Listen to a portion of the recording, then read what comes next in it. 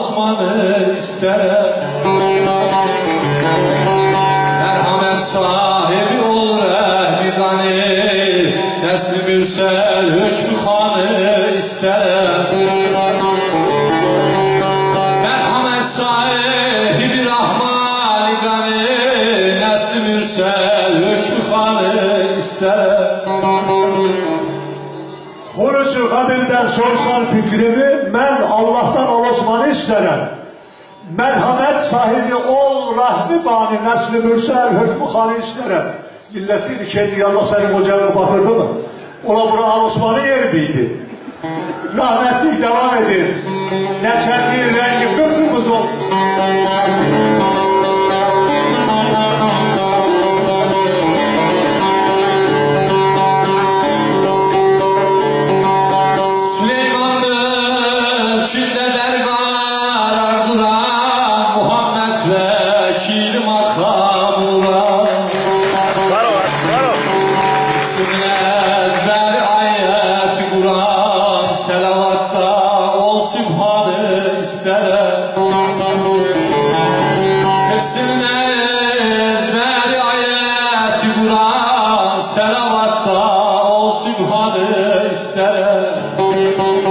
İşte muhterem beyler, bir ikisi birbirine sükütten dedi ya bu hükümet adamından korkuyor.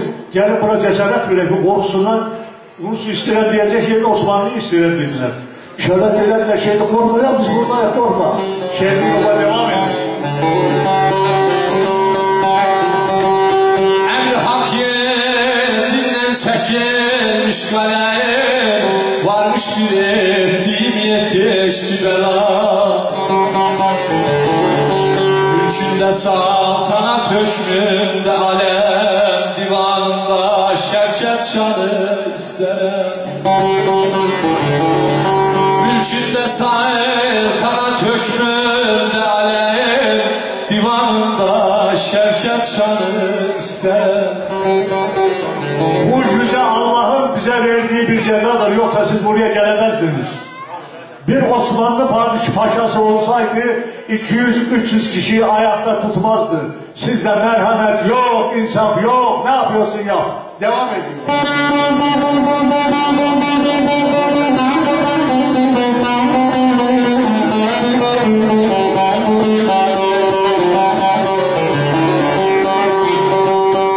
Sultan Hamid Han şahlar serveri, dilinde selavat zikri ezberi. Kaftan kafa zir zeminden beri, hükmetmeye bizce onu isterim.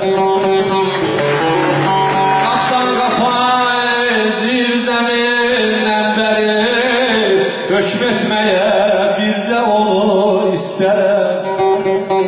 Diyor muhteremler, bütün devletler, bütün hükümetler mahvolsun, bir Osmanlı kalsın, dünyanın dört köşesine hükmetsin. İstersen ne yaparsan yap, benim isteğim böyledir.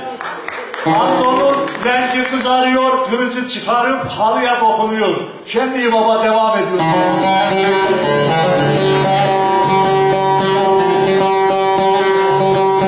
Kan gün düşenin gönlün şanı, çıkmıyor aklımdan al Osman adı. Gelipti dünyanın lezzeti tadı, mahşer günü bir mekanı isterim. Gelipti dünyanın lezzeti tadı, mahşer günü bir mekanı isterim.